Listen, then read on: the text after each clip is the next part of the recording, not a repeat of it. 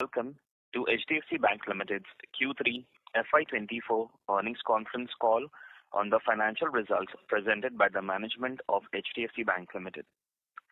As a reminder, all participant lines will be in the listen-only mode, and there will be an opportunity for you to ask questions after the presentation concludes. Should you need assistance during this conference call, please signal an operator by pressing star, then 0 on your touchtone phone. Please note that this conference is being recorded. I now hand the conference over to Mr. Srinivasan Vaidyanathan, Chief Financial Officer, HDFC Bank. Thank you, and over to you, sir.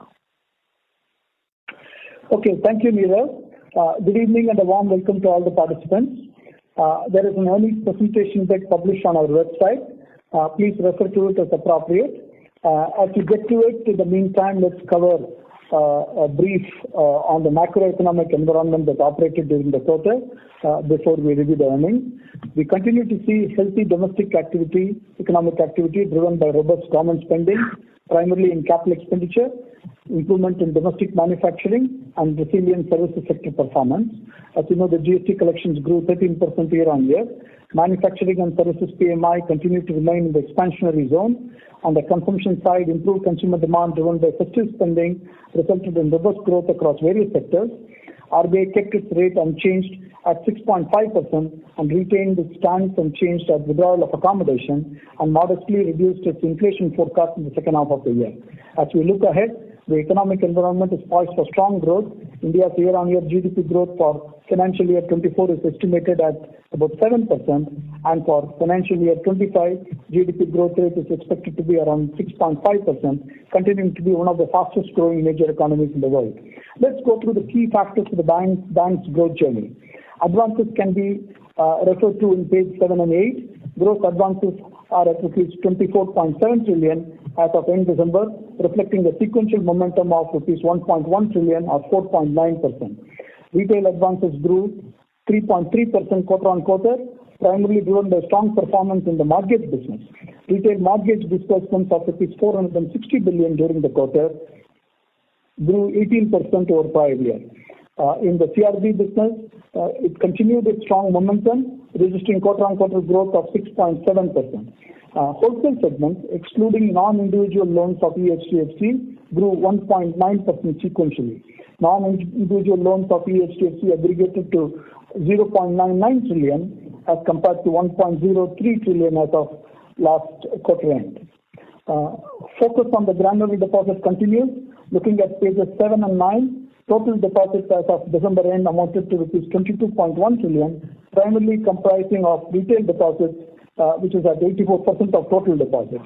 Retail deposits, which are the bedrock of the franchise, grew by over rupees 530 billion or 2.9% during the quarter, while non-retail deposits reduced by rupees 118 billion quarter-on-quarter, resulting in total deposit growth of rupees 411 billion or 1.9% during the quarter.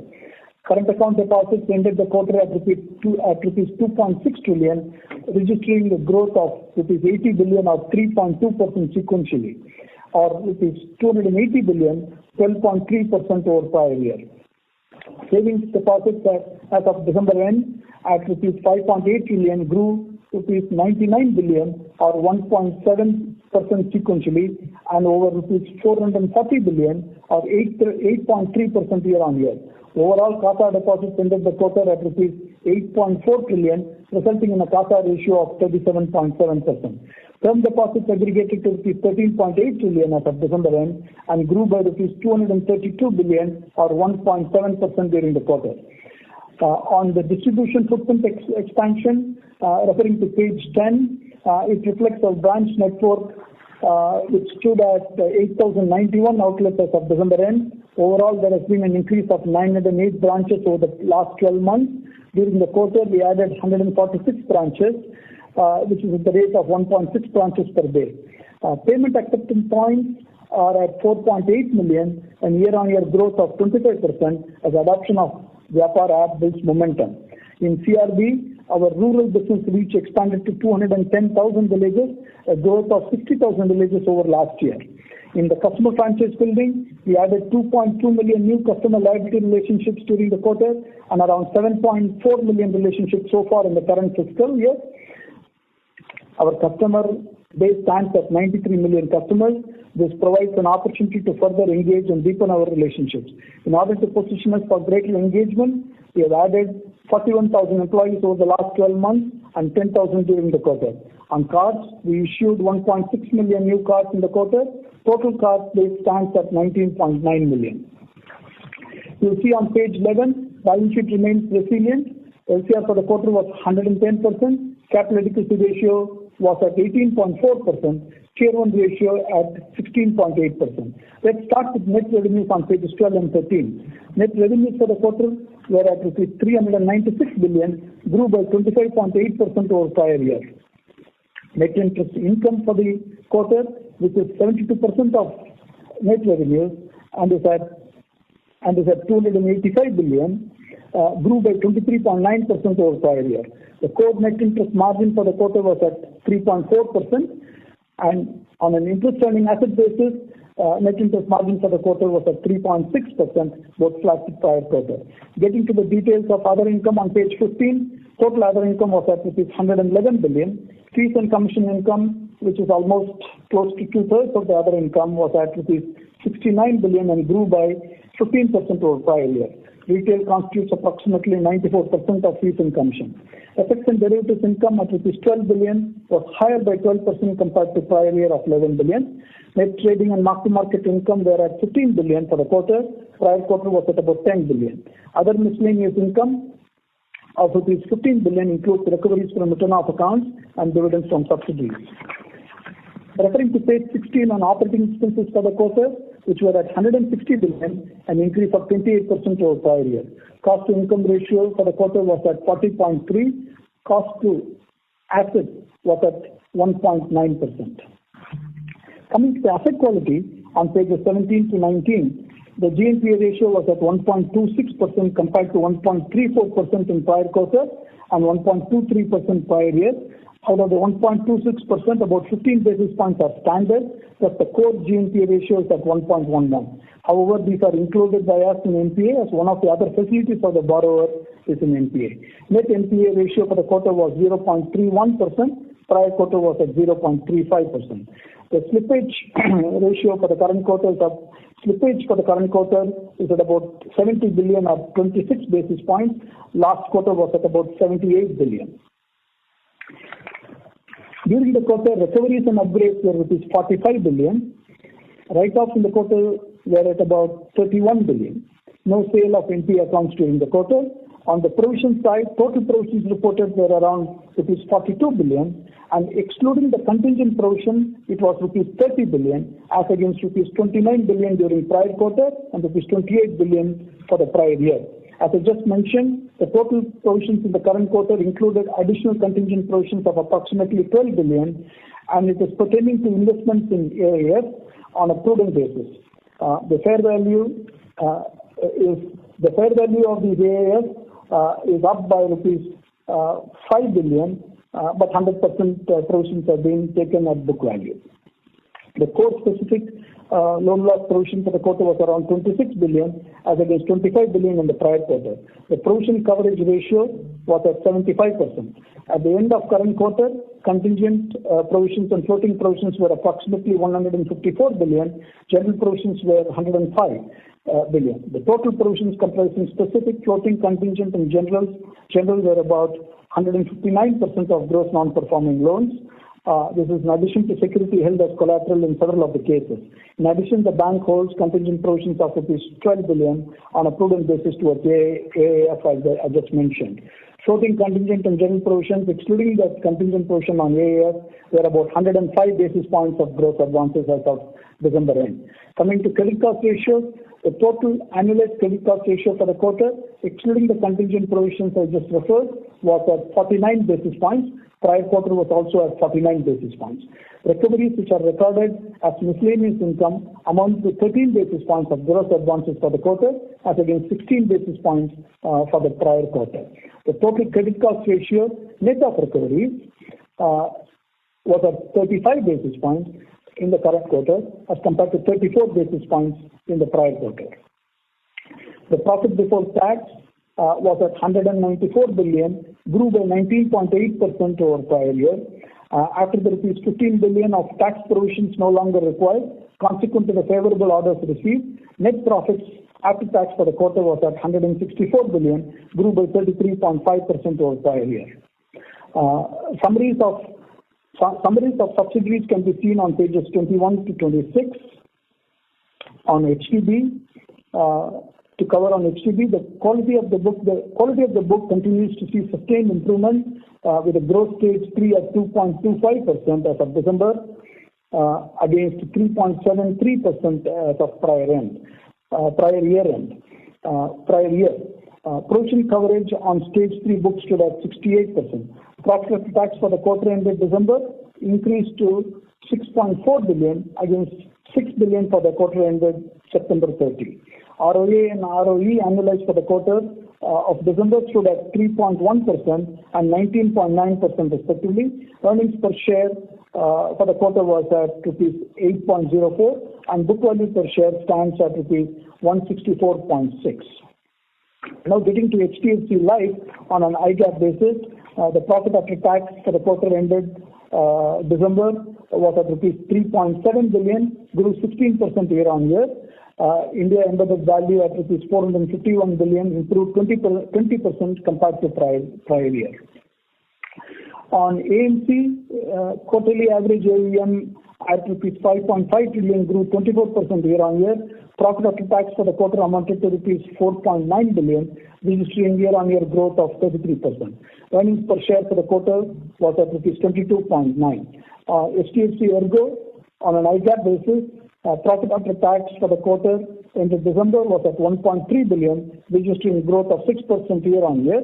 Solvency ratio at 187% as of December end. HSL, our securities company, the total reported revenue for the quarter, total reported net profits for the quarter after tax was 2.3 billion as against 2 billion in Q2 23.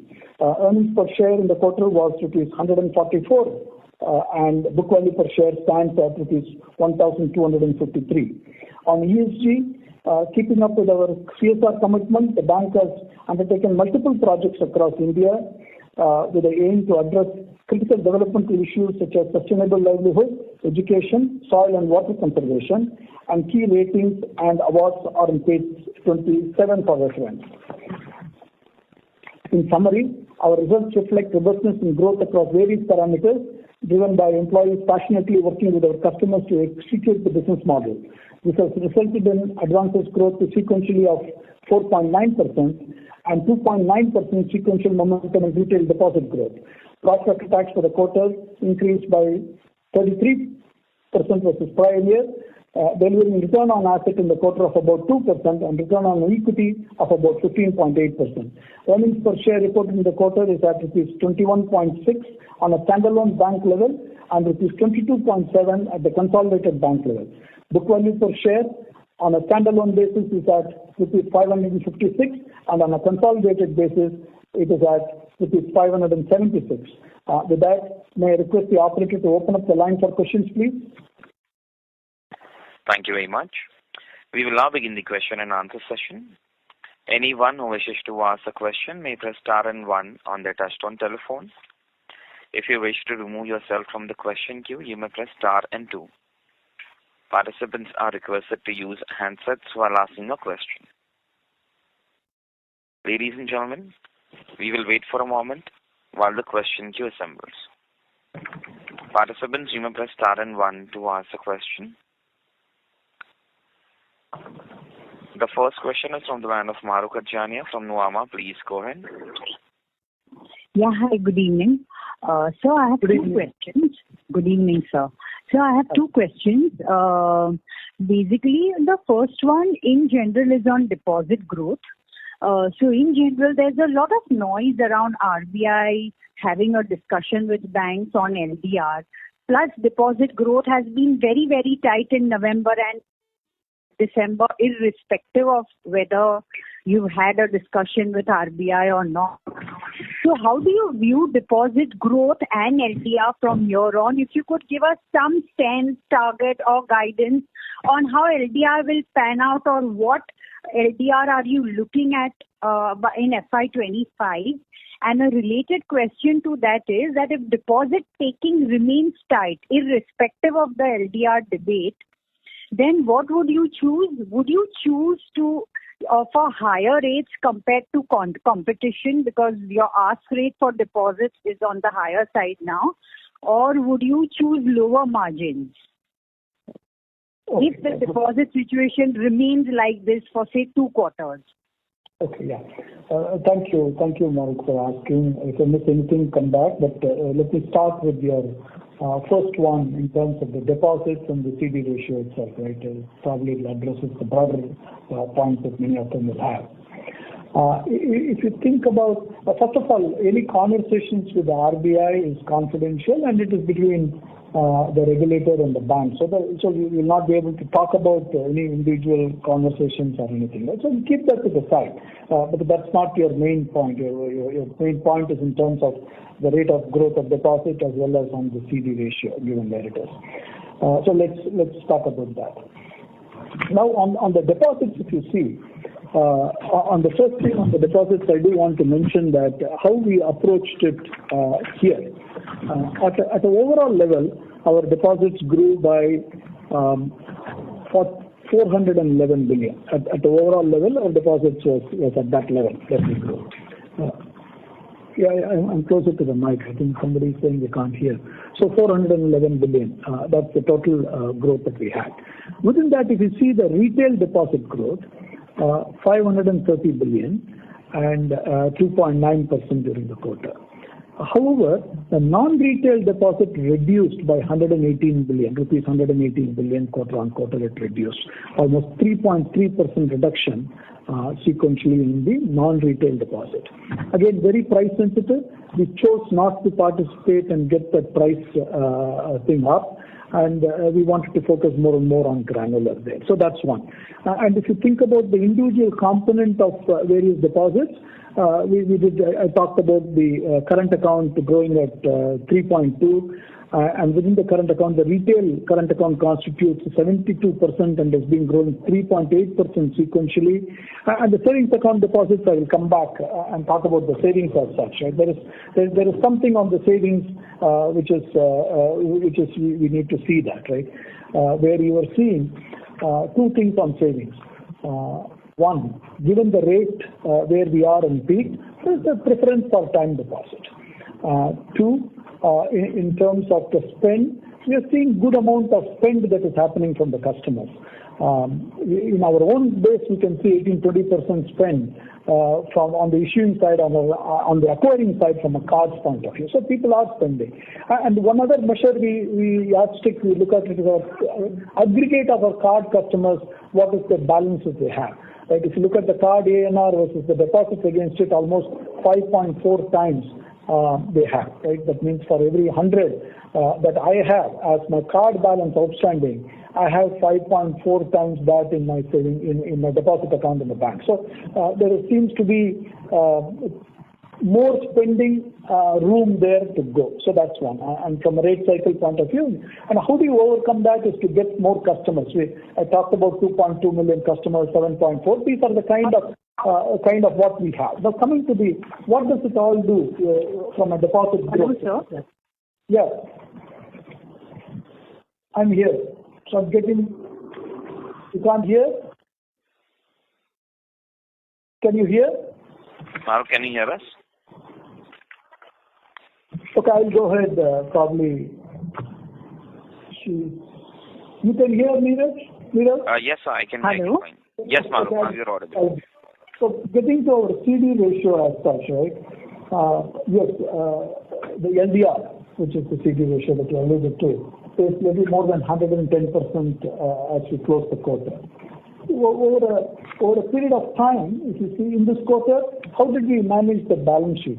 We had 1.15 trillion growth in loans, if you see, and we funded that through 411 billion on deposits, and you had investments going down by about 485 billion, and cash and cash equivalent by about 96 billion. So essentially, we funded that by the balance sheet somewhat coming, not on the asset side. We got that self-funded through some lower investments. That is what you're seeing in the LCR ratio going down to 110. So some of the securities came down and cash came down as the ICRR ran down on October 1st. I think I'm unable to hear you. Nirav, can you hear? Yes, sir. Sir, line for Maruk has dropped. We'll move to the next participant. Next question is from the line of Pranav from Bernstein. Please go ahead. Hey, good evening. Thanks for taking the question. Good evening. Good evening. Hey, I think question again related to deposits. So one question. Yes. When you think about deposits this quarter, instead of say the 400 billion that you treated, if you had to double or triple that number, which is the biggest constraint? Is it the LCR where you're hitting the constraint, or is it simply the cost of deposits, or is it the lack of good lending opportunities? Where are you seeing the biggest constraint? Yeah, the biggest constraint is in the area of deposits, right? And if you look at what has happened in the system, very important to look at the liquidity in the system, how it has moved.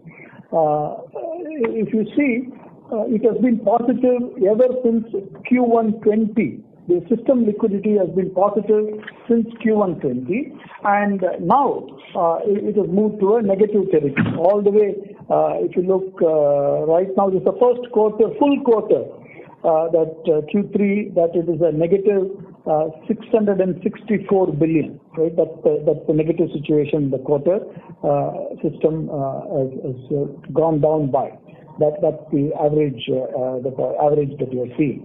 So it is the lack of liquidity in the system. Rightfully so, if you look at how RBI has managed,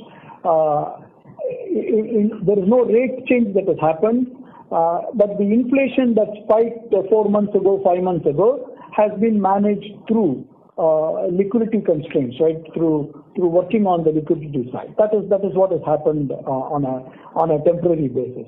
But over quarter to quarter, this is happening, but it is coming after more than 3 years, 3.5 years, right? We are seeing this liquidity on the negative. It has been there. If you look at the last 10 years, there have been several quarters in the past, in 13 or in 2013, 2015, where it has been negative.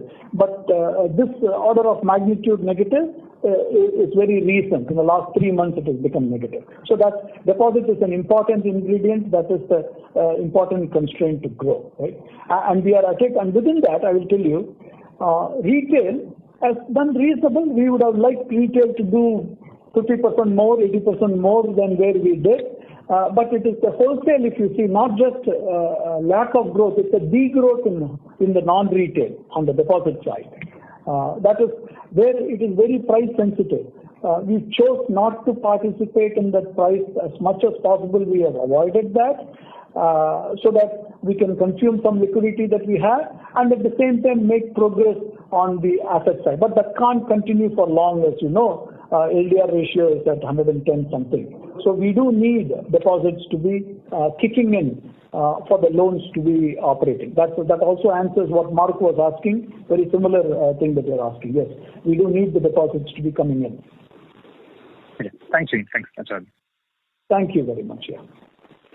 Thank you. Next question is from the line of Suresh Ganapathy from Macquarie Research. Please go ahead. Yeah. Srini, so just to understand what is going to drive your margins in future, because if I look at it, this quarter you have sold off 50,000 crores, your LCR is at 110%, so you can't go below that. So there is no excess liquidity assets at 110% LCR, right? And funding costs may remain elevated. So when you're saying I want to go from 3.4 to 3.7, incremental CASA mobilization is getting to be a challenge. Term deposit growth is high. Your HDFC Limited borrowings are sitting there at 7.5%. Your deposit growth is finding difficult to meet your own loan growth requirements. When are you going to replace the HDFC Limited liabilities? So amidst all these challenges, what will drive your margins, say, from 3.4 to 3.7, say, over the course of next 18 to 24 months? Will it be yield on loans? Because it doesn't look like it can go through cost of funds. That's the first question. And if you can elaborate the movement in margins, some indication as to what will be the components and how are you going to manage the HDFC Limited liability replacement with deposits, point number one. And the second thing is 1,500 branches doesn't look like it's happening this year because we have only opened 290 branches. 270 this year.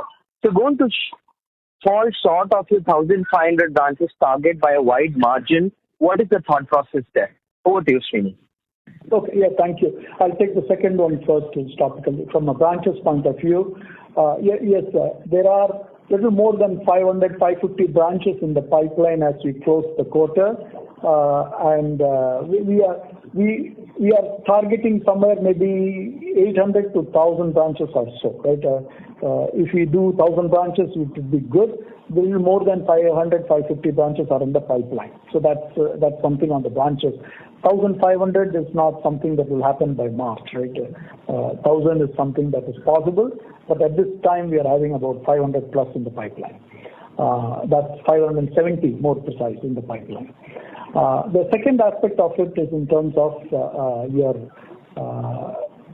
levers for margin and the deposit as such at total level. If you look at the mix of products that we are having, one of the important levers is the retail mix to be enhanced. Right? Retail mix has been continuously coming down, and that is something that will help us to go. And of late, in the recent times, if you see, we haven't had that kind of a market rate of growth on the unsecured as such. Our personal loan has been growing 2 to 3% over the last 2 quarters. You see. So we do have opportunity space there. That's part of our credit kind of a process where periodically they calibrate up and down. And now we believe that the overall credit, both from an NPA point of view and credit cost point of view, are at a benign state. And so whatever testing and other things may do, we are positioned to have a good growth there. That's one. Retail asset growth, particularly the non-mortgage retail asset where there is a yield, needs to come up. And the mortgage is another big opportunity that we have, both existing customers where we have almost 4.8 million pre-approved, pre-qualified database to go through, which we have done in our existing base who are eligible, that we are making offers and talking about it. And also 5.6 million customers who already have somewhere, we are targeting them. So that in terms of the retail mix needs to go up, that is an enhancer for the margin. And to some extent that picks up on the ROA too, right? So that is the important mix that goes. That's not what we have seen in recent times. In recent times, the wholesale growth has been overwhelming the retail loan growth. We do need to reverse that. That's part of the process in terms of what we are going through. Now getting to what are the other levers, which you also mentioned, but there are headwinds on that, right? CASA ratio. We are at 37.7. Even before merger, we were 42. Over a long period of time, we were 42, 43 thereabouts. We are confident of getting the CASA ratio back up. There are 2 aspects to the CASA ratio. One is the customer spending will abate at some point in time. And the second thing is that we are getting new customers. That is why it is important to get new customers. 2.2 million new customer liability relationships were brought in this quarter, 7.4 million over the 9-month period. It is important to bring new customers and get them to a maturity. So that is an important thing that we are working on to get that from a CASA ratio to go back up. And also we are at the rate cycle. The rates haven't moved for several quarters now, and by all accounts we are at the peak of the rate cycle. And the deposit repricing that needs to happen in a quarter or so should be done because the rate cycle started in May 22, and then the CASA should be back to its normal growth, right? So that's something on the CASA ratio. We are waiting and vehemently pursuing that to come. The other aspect that we said, borrowings. Whether the borrowings can, how do you replace the borrowings with deposits? Yes, 8% of our balance sheet was borrowings. Now it is 21% is borrowings. We do need to change that to deposit funding. But one other aspect that we have started to pursue even in this quarter is that the borrowings can continue as borrowing. So we got 7,500 crores of long-term affordable housing bonds that we have, infrastructure bonds that we issued in this quarter, the economics of that are like a deposit, not like a CASA deposit, but like a time deposit, right? Slightly better than a time deposit because you obviate the PSLC cost and because the affordable housing is tagged against it. We do have almost 1 billion Indian rupees of affordable housing in our asset table that we can stack to. The DGA, the deposit insurance cost is obviated, and so there are some benefits that come. So it equates to slightly better than a time deposit at an overall level. But that doesn't mean we do need CASA, but there are other opportunities on the borrowings too. Okay, and just one final question on cost. Srini, you guys have said you will bring down from 40 to 35% over the course of next 5 years. I know it's a long journey. The fact that we're opening lower number of branches, can we get to see some benefits, not quantifying, but some benefits in that reduction next year, FY25? At least there has to be a journey in that 500 basis point reduction, right? So we were at 40.4 last quarter, and we are at 40.2 or something like that, around the same range. Do you think it can really come down in the next 1 year or so? Yeah. Sorry, thanks. Last question. Yeah. Yeah, we are with you, Suresh, on that. Yes, we do expect normally, while we don't give a forward-looking outlook, but on cost to income, we always said that we want to take it down to the mid-30s and that we will progressively take it down and not just towards the back end, but there should be an expectation that cost to income should be improving. And it is a function of certain efficiencies through better digital offering. That's one. Several things that are in the pipeline on technology rationalization is one that is a good tailwind that should count for it. And the second thing is that as we work on some of these margins, which is both the asset mix, the CASA mix, and the borrowings mix moving towards deposit, as we work towards that, the numerator is also an important contributor to get to that. Okay. Thank you so much. Thank you. Thank you. Next question is from the line of Rahul Jain from Goldman Sachs. Please go ahead. Yeah, thanks. Good evening, Srini. 2-3 questions. Number one, the whole debate between LDR and LCR. For you as a management team, what is it that you're focusing on? I know you put out, certain trajectory for LDR, but right now the LCR has kind of come off to 110. As the previous participant pointed out, 110%, clearly there's not really much room for it to go down. So what really is a key number to focus on for you all? Okay.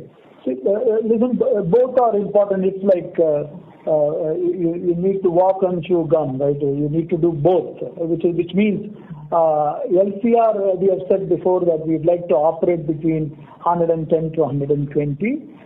We were at several quarters 113, 114, 115 thereabouts.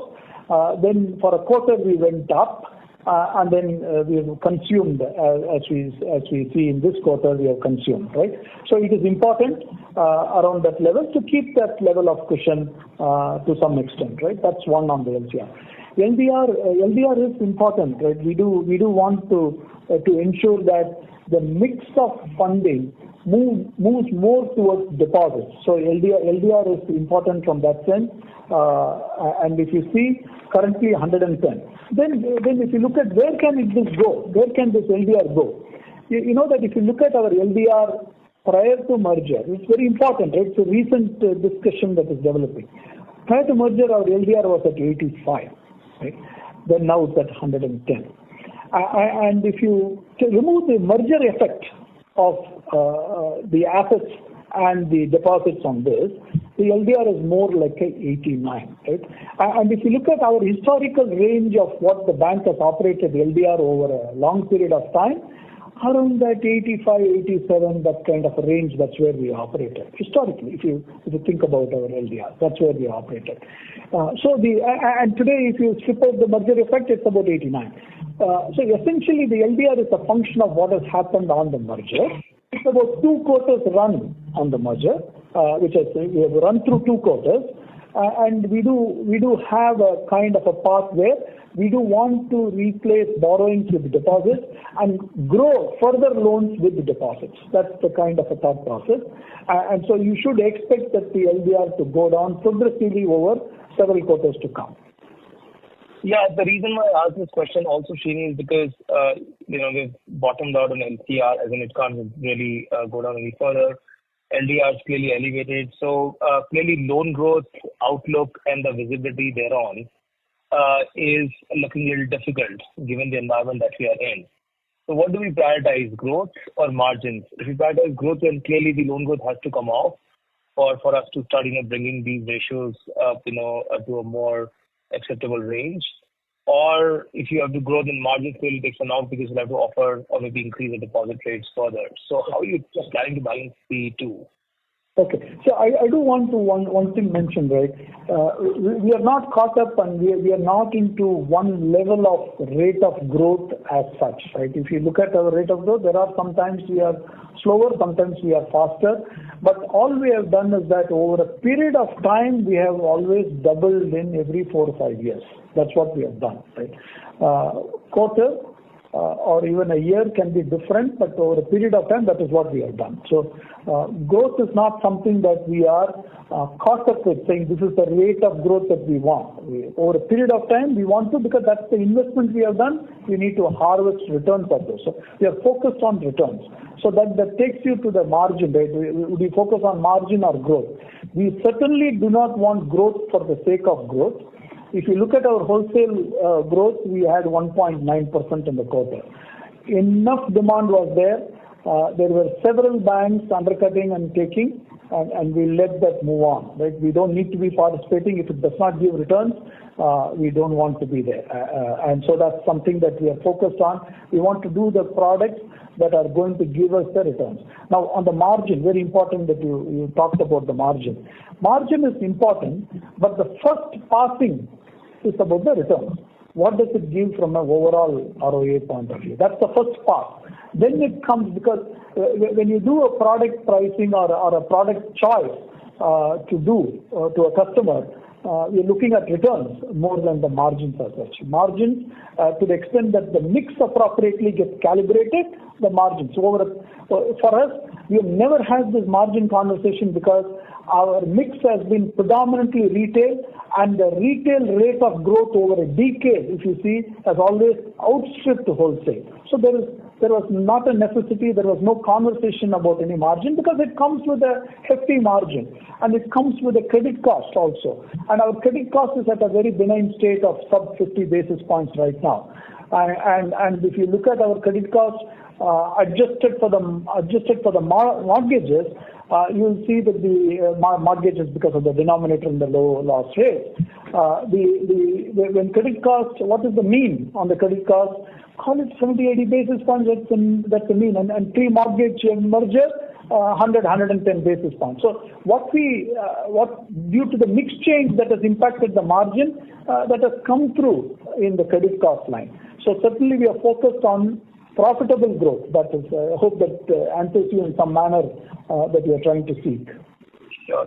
Just two small questions. The branches you said this year maybe 1,000. So is this a new trajectory that we're looking at, or we'll go back to 1,500 or thereabouts in the following years? See, again, I'll tell you one other constraint that we are also working through on the branches with this URC. This URC is something that is required, right? The mix between the unbanked rural center and so on. Selecting that availability, what is that URC that is available, so that we are able to get that mix appropriately. Right? So there is a targeted percentage, there is a regulatory target on URC. That is more internally we would do, but we need to have that mix between the URC and the non-URC so that we can grow progressively across in a balanced manner within the regulatory approvals. Right? That is what it is. So if you look at whether we go back to 1,500, I think Sashi has alluded to that over a period of time, we do want to get to the 13,000, 14,000 type of branches, not just for the sake of branches. It is the geographical presence that we can have, so we can tap into the pockets of both the deposit and lending opportunity in that area. So it's not just deposits and also the lending opportunity in the area. We would be there, but there is no hard kind of, we're not going to push ahead with only one number, but currently this is what we are seeing. So, with very generous bit of your time, just a small question on the infra bonds. So you raised some money in the last quarter, I think 7,500 crores. Do you have eligible assets even sitting on the balance sheet against which you can keep raising these infra bonds, and how much would that be? We have eligible assets close to 1 trillion Indian rupees, as I mentioned.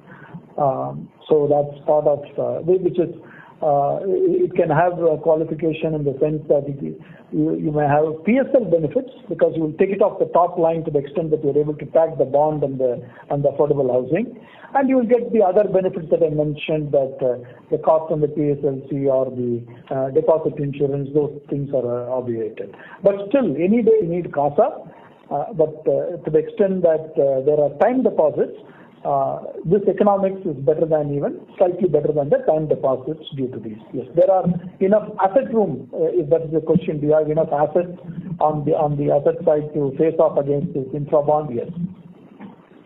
Brilliant. Thank you so much, Srini. Thank you. Thank you. Next question is from the line of Kunal Shah from Citigroup. Please go ahead. Yeah. Hi, Srini. So given that overall liquidity is tight, plus the deposit traction all said and done, this quarter has not been very encouraging. So when do we see in terms of tweaking the rates, given that now at least the repo rates have sustained? Would we ever look at raising deposit rates beyond 7.2 just to make sure that we are on our target to get the deposits and at least sustain the growth momentum even on the asset side? So will there be a thought? No doubt you have earlier said that we will look at branch expansion that's going pretty slow.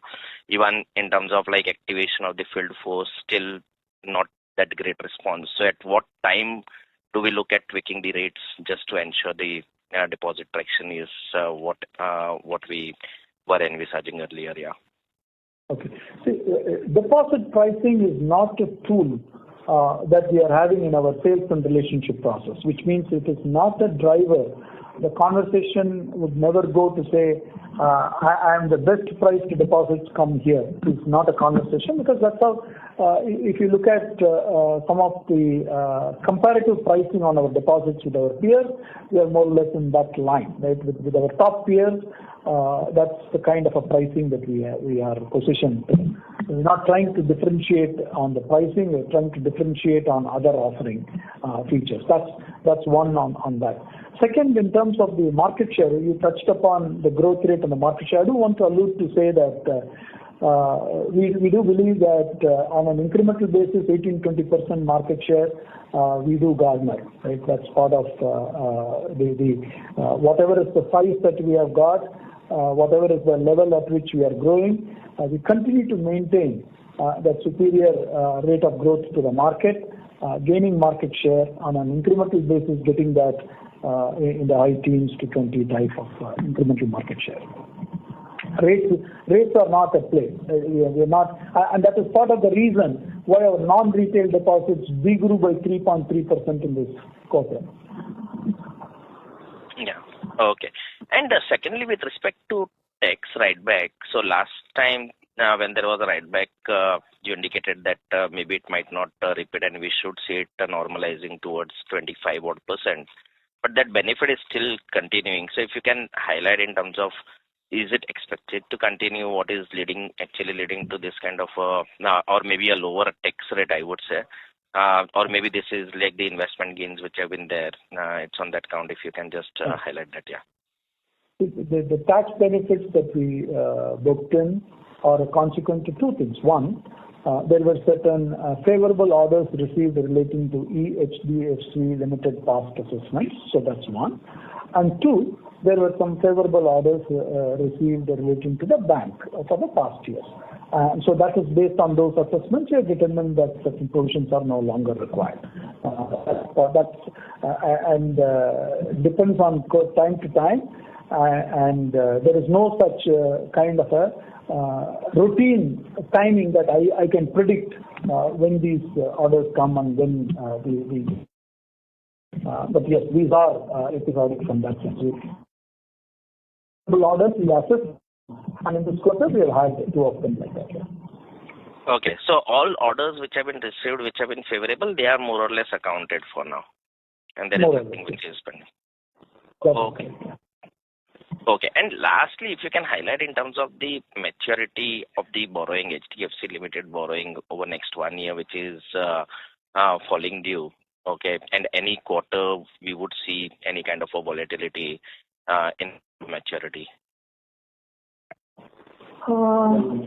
Maturity profile is 25,000. There is no big maturity, at least over the next 2 to 4 quarters. It is evenly there. There's not a spike of $1 trillion going away in a quarter or $500 billion going away in a quarter, that kind of profile. And I think annually we do publish the profile of those, and we should soon get to see that. Yeah. Oh, okay.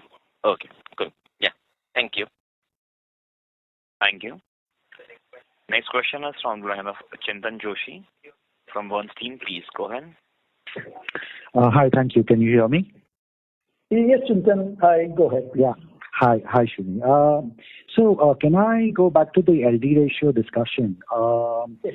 What I'm hearing from you is that, it does need to come down, but also, growth will remain intact. So I'm trying to square this circle.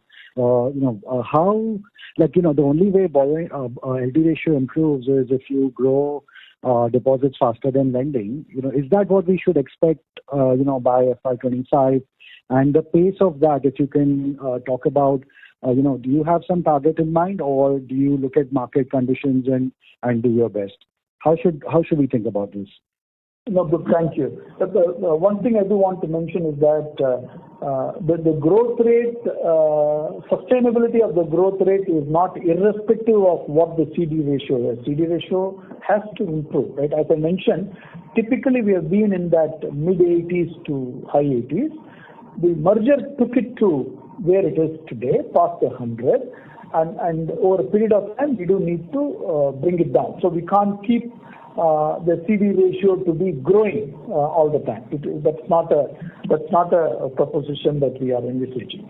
So that takes the second part of what you asked in terms of the deposit growth and how you should think about the rate of growth. Yes, we do envisage that the deposit rate of growth should outpace the loan rate of growth. And for the CD ratio to progressively come in and for the economics to work, the deposit rate of growth should be at least 300-400 basis points higher than the loan growth. Only then the economics will work better. So yes, that is kind of a thought process that we have. Yeah. So the other question I have is on borrowings and debt securities. If I look at HDFC Limited balance sheet as of FY23, there was about 1.7 trillion that was going to mature over the next year as of FY23. However, we have not seen that mature. If anything, borrowings have gone higher today than the pro forma combined FY23 balance sheets. Is this, what was the thinking behind this? Because, one way of looking at this is there was an opportunity to reduce borrowing, but it was not taken because there was profitable lending growth out there. Is that the way you thought about it, or if you can explain that thinking would be helpful? Okay. See, in this time period now, 2 quarters have gone by after the merger, and the borrowings have remained or actually gone up in this quarter by almost 209 billion Indian rupees. It has gone up. Out of which about 7,500 is infra bonds, which economics work well. We have taken that. The rest are either market borrowings or other treasury-related actions, right? So it is only one item, which is the infra bond, which is the borrowing as such that has gone up. The rest are market-related activities which are there, right, in that borrowing. The other aspect of it is that should you expect this to go down? As the maturity, I think another person was asking about the maturity itself over the next several quarters. Yes, there are maturities coming, and we envisage to the extent that economics work, we will have a similar replacement. If not, it has to be replaced by deposits, and that is part of how the rate of growth of deposits need to outpace the loan growth. Otherwise, we will not be able to keep up with the loan rate of growth. Understood. And finally, on the CRB business, which is it's growing really fast.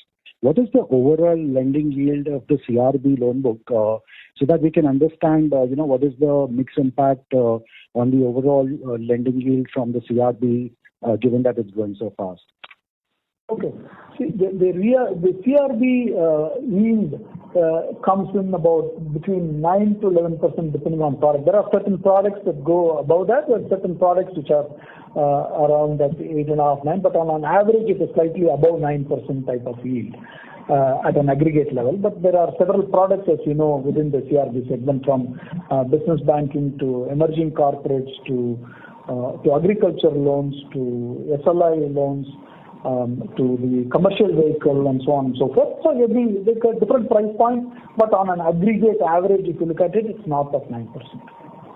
So it is in line with the overall group lending yields.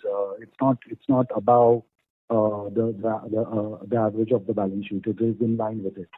It's a good assumption. Yes, it is not above the average. It is at that level. It is not dragging the overall average down as such in any meaningful manner. Yeah. Understood. Thank you. Thank you. Next question is from the line of Nitin Agarwal from Motilal Oswal. Please go ahead. Yeah, hi, good evening, and thanks for the opportunity. Smith, 2-3 quick questions. One is on the Bandhan Bank stake sale that has happened in this quarter. So if you can quantify the gains on this sale, how much has flown in this quarter from that? Yeah. See, I talked about that 15 billion with the P&L and the 15 billion or so on the overall I mentioned. So not necessarily, I won't talk about any individual particular item, right? But from a overall point of view, I did talk about the mark-to-market and the trading treasury investment portfolio income, 14.7, 15, right, which is there. Right. So this is included in the total, but you are not giving the separate number for that. It is included. Yes. Okay. And secondly, on the Credila, have you booked the gains in this quarter, or it will come in 4Q? Like how are we looking at that? Okay. No, Credila, nothing has been booked in the December quarter. We are waiting for regulatory clearance before the transactions can close. So we are working through, or the potential purchaser is working through certain things to provide, and we are hopeful to close soon, but there is no particular concrete time that I can give. Right? They have to go through approval process before it can conclude. Okay. And lastly, on the contingent provisions, this quarter we have made 1,200 odd crores of contingent. So any particular level we want to reach, or is just like the flowback of the excess gain that we are having right now that we are using that? So any thoughts around how do we look at this contingent provision number? Okay. See, the contingent provision that we built in the quarter, which is 12.2 billion, we attributed on a prudent basis towards the AIF. Right? There is a RBI regulation to account for and look at the AIF in a specific manner. So we took that chance to say on a prudent basis we need to provide, and so we did build a contingent provision against this. As I mentioned, the fair value of the AIF is almost 5 billion more than the carrying book value, but we made 100% provision on a prudent basis. So again, we evaluate this quarter to quarter, but that's the process. That's a regimented process to look at it quarter to quarter. There is no such targeted level of build or release that we have. We will assess it every quarter and certainly at every year end. Right. Okay. Thanks so much. Thanks a lot. Thank you. Next question is from the line of Abhishek Murarka from HSBC. Please go ahead. Yeah, hi, good evening, Srini. Thanks for the opportunity. Good evening, Abhishek. Sorry. So one question is on the unsecured loans. So after this RBI, circular on risk-weighted assets and also, just the nudge that has been happening on NBFCs as well, what is your approach? So, part one, what is your approach to unsecured loans, especially personal loans? Will that slow down? If yes, when you were talking earlier about bringing up the yield on non-mortgage retail assets, how does that affect that strategy? And second, on NBFCs, again, what's the approach? Will you limit the percentage mix, or will you sort of limit the absolute exposure? How do you plan to move ahead? Okay, yeah. Let's look at the retail unsecured that you alluded to. See, the retail unsecured is extremely profitable product, and we like it. And it has to go through our credit filter, and we've been in that for a long time, and one of the best scorecards we believe we have that. If you look at the delinquency profile on that, it's fantastic. The delinquency profile, the NPA profile is better than a secured book that we have, so we like it. There are times it gets calibrated up and down, and we're confident of growing the book. And let me tell you one important thing on that unsecured as such. Pre-merger, on the retail book, our unsecured component was 41%. Post-merger, it is about 22%. So if anything, we created more kind of a runway for a faster growth. But when we say faster growth, we are not talking about something that is a 25-30% thereabouts kind of rate of growth. For us, faster growth is to go into high teens to 20 type of rate of growth. That's what we have had in the past. That's why I'm more than telling you what we will do, I'm trying to tell you what we have done. And we think that is what we will do rather than do something new about it. So we have enough headroom, enough runway and opportunity on that. It's extremely profitable product. So that's something to keep in mind on the unsecured.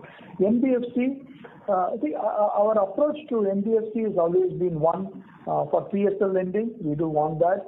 For corporate houses, right, part of various NBFCs affiliated to corporate houses, something that we work with, because that's a much broader relationship across the corporate group that we have.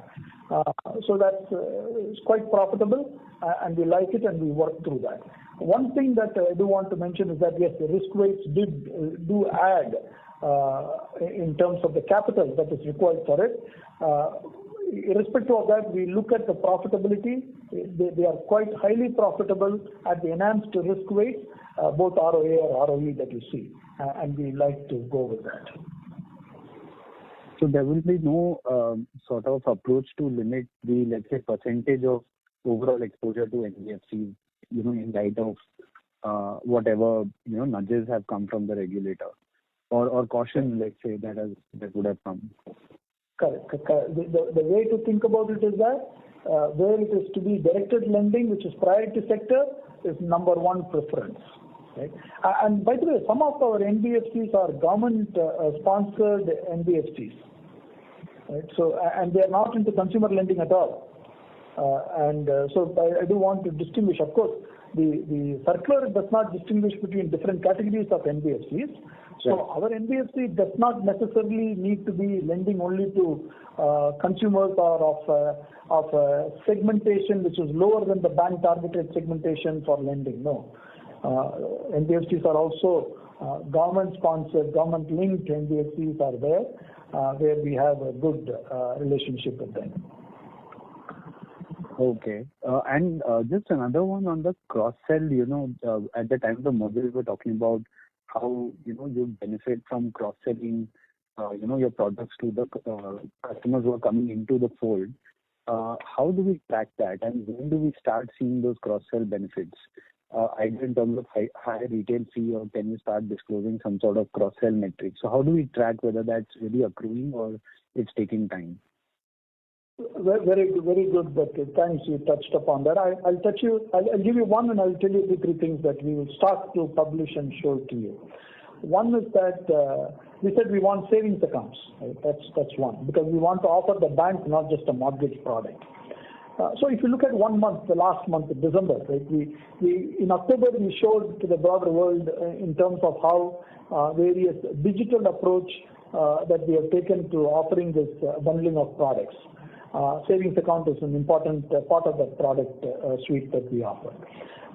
Among the dispersals that we had in 1 month, if you take 40,000 plus dispersals, first dispersals, because I'm not counting for the dispersals which are ongoing, right? Second installment, third installment, leave that to the side. On the first dispersals that have happened in the month, in December, roughly half is existing to bank and new to bank. Half is that. Among that half, which is the new to bank, almost 65% of them we have penetrated with the savings deposit. So we've gone with the 65% penetration to start with, right? I'm talking about the December where we are. And that penetration comes with the deposit balance, at least 1 to 2 months of EMI, which is 30,000 rupees to 35,000 rupees on an average we have taken from the customer base where we have opened. So we will publish these. So one is savings account as a product and what is the penetration on that. That's number one. And I give you an example of 65% of new to bank first disbursals, we have had that, and we want to take it to 90, 95, 99. We'll keep tracking and reporting that. The second one is the credit cards. We're just beginning on that one. We'll report on that as a product in terms of how we are offering credit cards. The third is consumer durable. Consumer durable, again, one is the offer.